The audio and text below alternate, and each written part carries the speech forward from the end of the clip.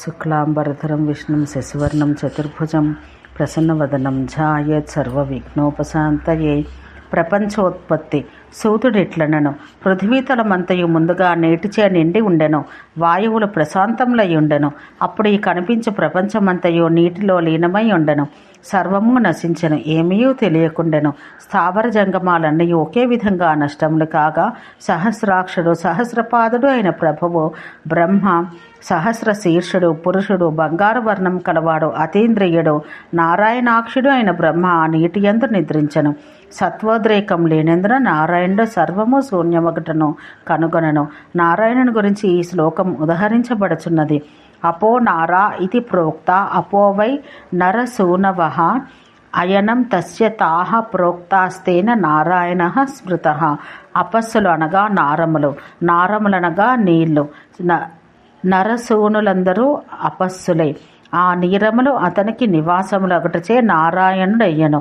యుగ సహస్రకాల పర్యంతం స్వచ్ఛమైన కమలపత్ర తలమున బ్రహ్మత్వాదర్శ కారణాన ఆత్మనాత్మ వీక్షించుచు నారాయణుడట నిద్రించెను.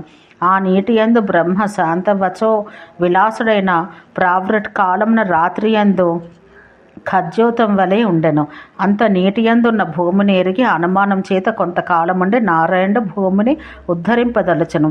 ఓంకారంతో కూడిన అష్టతనువైన ఈశ్వరుని తనువులలో ఒకటైన భూమిని పూర్వకల్పంలో అందున్నట్టుగా ఉద్ధరించుటకై మహాత్ముడైన నారాయణుడు దివ్య రూపం తలపోసెను.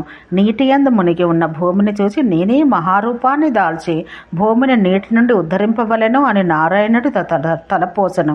సర్వభూతములకు అదృశ్యం బ్రహ్మ సంగీతము అయిన వాంగ్మయమై దశయోజన విస్తీర్ణం, శతయోజనం ఆయతం, నల్లని మేఘం వంటిది, మేఘ గర్జనముల వంటి ధ్వని కలది, మహాపర్వతం వంటి శరీరం కలది, శ్వేతము తీవ్రము ఉగ్రము అయిన తేజస్సు కలది, బలసినది గుండ్రంగా ఉన్నది అగు స్కందం కలది, విష్ణుని సంబంధమైన విక్రమం పొందినది, ఉన్నతమైనది అగు కటిభాగం కలది, తీక్ష్ణమైన దంష్ట్రలు కలది, విద్యుత్ అగ్నితో సమానమైనది, సూర్యునితో సమానమైన తేజం కలది, జలక్రీడకు తగినది అగు వారాహ రూపాన్ని నారాయణుడు స్మరించెను. అతుల రూపములు గల వరాహ రూపమును నారాయణుడు పొంది భూమిని ఉద్ధరించడానికి రసాతలమును అతడు ప్రవేశించెను. ఆ వారాహ లక్షణ రూపుడైన హరి దీక్షాసమమైన ఇష్టిదంష్ట్రుడు, యజ్ఞదంష్ట్రుడు, జుహూముఖుడు, అగ్నిజిహ్వుడు, దర్భరోముడు, యజ్ఞదంతుడు, జుహూముఖుడు, అగ్నిజిహ్వుడు, దర్భరోముడు, బ్రహ్మశీర్షుడు, మహాతపస్వి, వేదస్వరూప భుజస్కందుడు, హవిర్గంధుడు, హవ్యకవ్యాది వేగవంతుడు, ప్రాగ్వంశకాయ రుచిరుడు, నానా దీక్షలతో కూడినవాడు, దక్షిణా హృదయుడు, యోగవంతుడు, శ్రద్ధావంతుడు, సత్వమయుడు, ఉపాకర్మ రుచి, ప్రవర్గ్యావర్త భూషణ భూషితుడు, నానా ఛందోరూపగతి పధుడు, నిషదాసనుడు, మాయాపత్ని సహాయుడు, పర్వత శిఖర సమానమైన యుచ్ఛ్రయం కలవాడు, అహోరాత్ర నేత్రధరుడు, వేదాంగముల శృతిభూషణములుగా కలవాడు, ఆజ్యరూప గంధుడు, శృవరూప కలితుడు, అభాసితుడు, అత్యధికమైన సామవేద ఘోష కలవాడు, సత్యధర్మమయుడు, శ్రీమంతుడు, కర్మపరాక్రమల చేతను సత్కరించబడినవాడు, ప్రాయశ్చిత్తనకుడు, భయంకరుడు, పశువుల వంటి మోకాలు కలవాడు, మహాయజ్ఞవంతుడు, ఉద్గాతాంత్రుడు, హోమలింగుడు, ఫలబీజ మహౌషధి, వాద్యంతరాత్మ, నాసికా సోమ శోణితుడుగా యజ్ఞవరాహాన్ అయి నీటి మరల ప్రవేశించను. అగ్నిచేతను ఆచ్ఛాదించబడిన భూమిని సమంగా చేయగోరి ప్రజాపతిని చేరి సముద్రమందు ఉండువాని సముద్రములందు, నదులయందు ఉండువాని నదులయందు వేరువేరుగా ఉంచి ఆ ప్రజాపతి పృథివీయందు పర్వతాన్ని వృద్ధిపరచను. సృష్టికి పూర్వం సంవర్ధక అగ్నిచే దహించబడుచుండగా ఆ అగ్నిచే పర్వతాలు భూమి యందు అన్ని చోట్ల విలీనములయ్యను.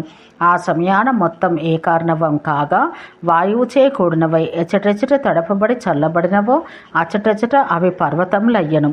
ఆ విధంగా లోకమనే సముద్రాన గిరులు ప్రకీర్ణములు కాగా కల్పాదులందు విశ్వకర్మ మరలా వానిని విభజించను. ఆ విశ్వకర్మ సముద్రము పర్వతమై సప్తద్వీపమైన పృథ్వీని భూర్భువస్సువరాది 4 లోకములను మరల కల్పించను. లోకములను కల్పించి అతడు ప్రజా సముదాయం సృజించెను. స్వయంభువు బ్రహ్మ భగవంతుడైన అతడే స్వయంగా వివిధ ప్రజా సముదాయములను సృష్టించగోరెను. పూర్వమందు కల్పాదులందు ఎట్లున్నదో అట్లే ఆ పృథివిని ప్రజారూపమును సృష్టించెను. బుద్ధిపూర్వకంగానే అతడు ఆ సృష్టిని అభిధ్యానించెను. ప్రధానంతో సమకాలంలోనే తమోమయం ఉద్భవించెను. తమము, మోహము, మహామోహము, తామిశ్రము ఇవన్నీ చీకటికి పేర్లు. అది అవిద్య. అది పంచవిధములు అంటే 5 పర్వములు కలది. అభిమాని మహాత్ముడు అయిన ఆ బ్రహ్మ ధ్యానిస్తుండగా 5 విధాలుగా సృష్టి ప్రాదుర్భవించెను. అంతటను చీకటి వ్యాపించి ఉండెను. తమస్సుచే బీజ కుంభలతలు ఆవరించబడి ఉన్నవి. వెలుపలను లోపలను ప్రకాశరహితము సంజ్ఞారహితమై ఉండెను. దేనివల్ల వారి యొక్క బుద్ధి దుఃఖములు కరణములు చేయబడినవో దానివల్లనే పర్వతములు వృక్షాదులు సంవృతములు అయి ఉండి ప్రకీర్తితములైనవి. ఆత్మసంభవుడైన బ్రహ్మ సృష్టియందు ఉద్భూతమైన దాన్ని చూసి అప్రతీత మనస్కుడై దాని ఉత్పత్తిని గురించి ఆలోచించెను. అట్లు ధ్యానం చేయి అతనికి వేరొక తిర్యక్రోత్సము కనిపించెను. ఏ కారణం చే అది తిర్యక్కుగా వంకరగా అడ్డంగా తిరిగెనో అది ఆ కారణంచే అది తిర్యక్రోత్సమని చెప్పబడింది. తమస్సు బహుళంగా ఉండటచే వారందరూ జ్ఞానం అధికంగా కలవారుగా స్మరించబడిరి.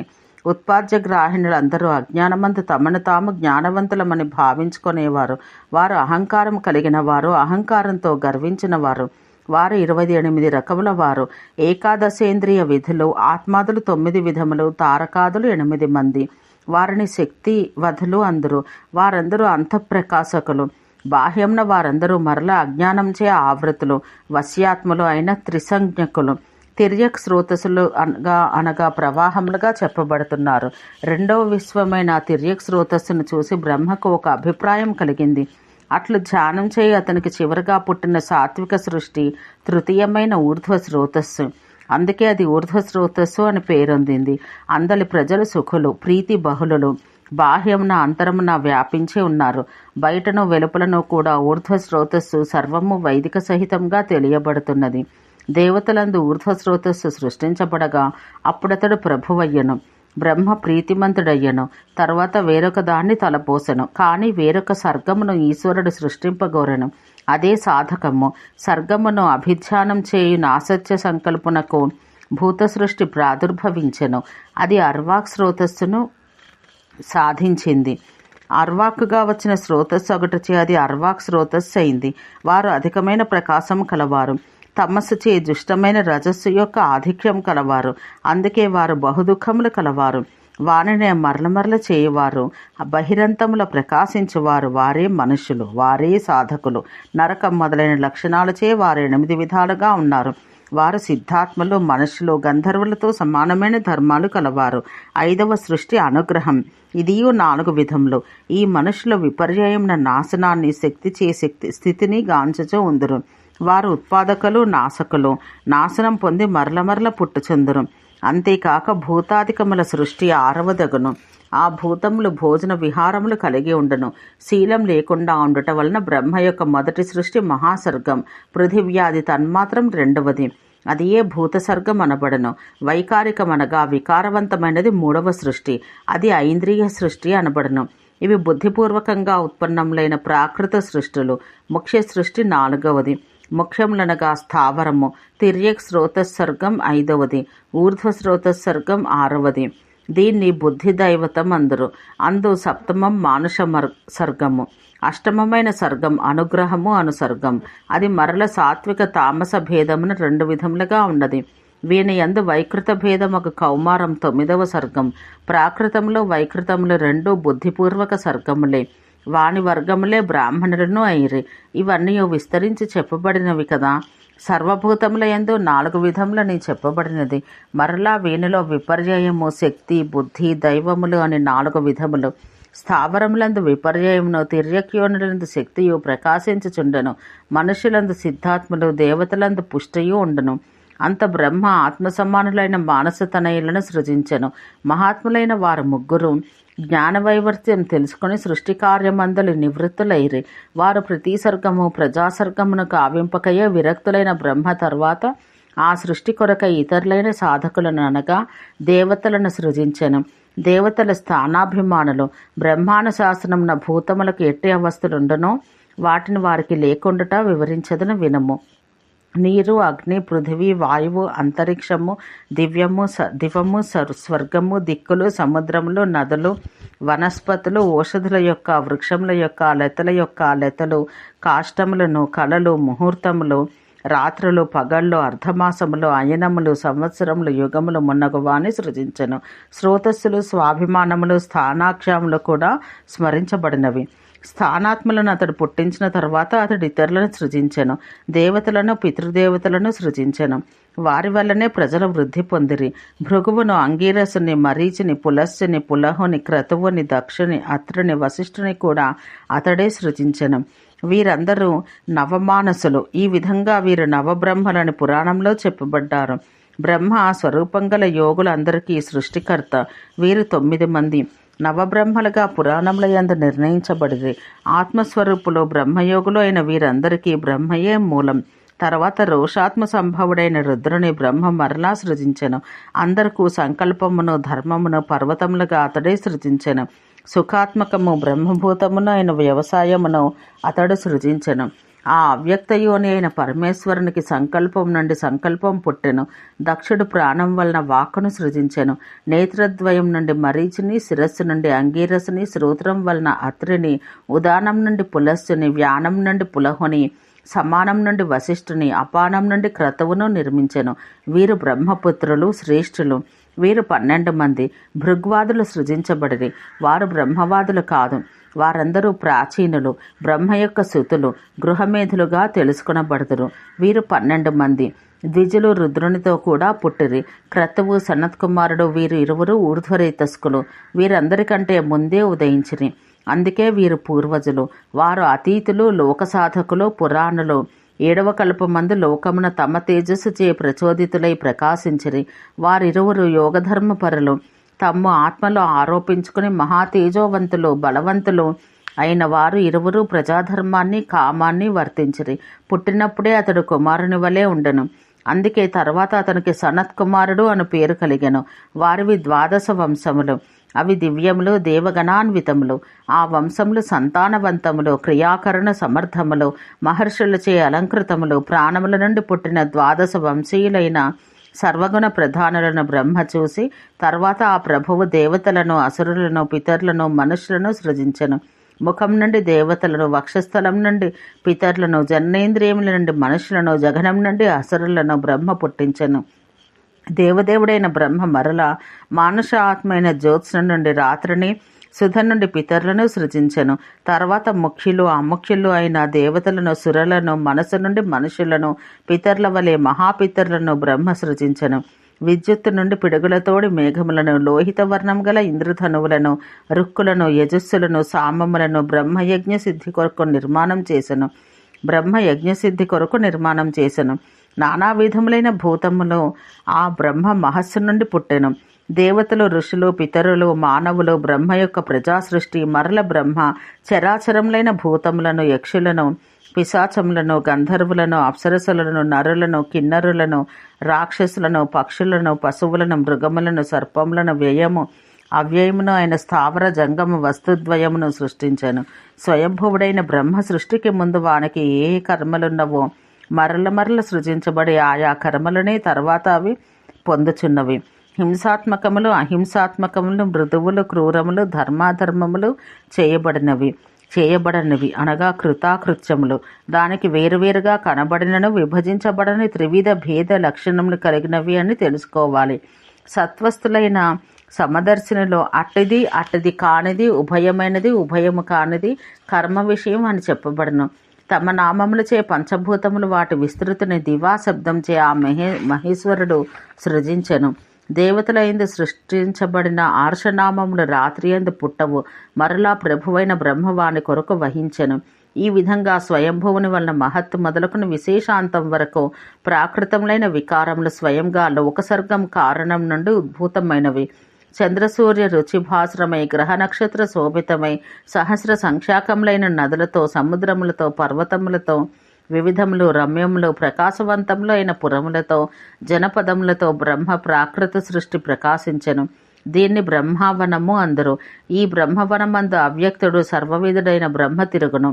అవ్యక్త బీజ ప్రభావమై అతని అనుగ్రహాన స్థితిని పొంది బుద్ధిరూప స్కందములు కలిగి ఇంద్రియాంతర కోటరంపై ప్రకాశించి మహాభూత ప్రకాశమై విశేష పుత్రములతో కూడి ధర్మాధర్మ పుష్పయుతమై సుఖదుఖ ఫలోదయమై సర్వభూతాలకు జీవసాధనమై సనాతనమై బ్రహ్మ వృక్షమును ప్రకాశించును.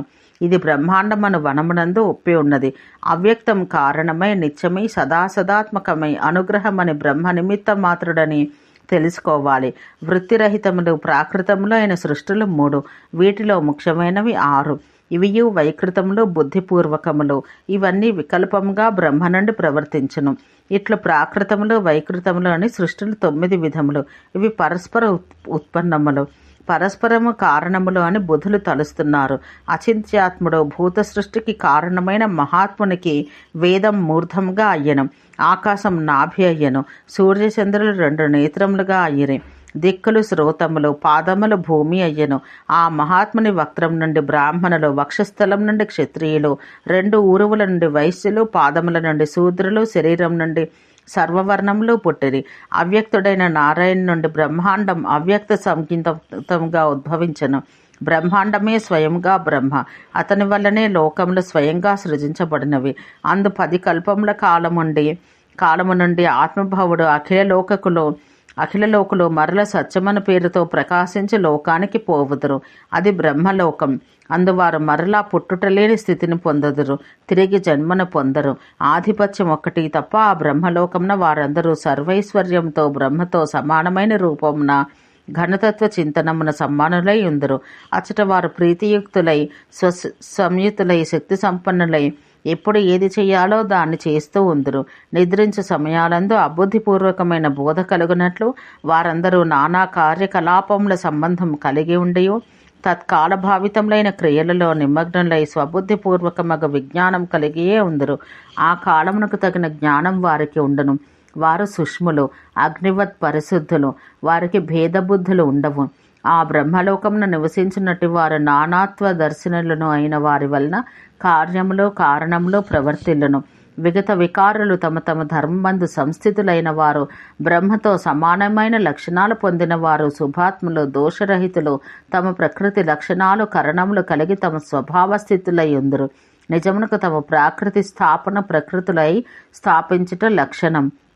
అన్యపురుష బహుత్వంచే ప్రతీతి కలగదు.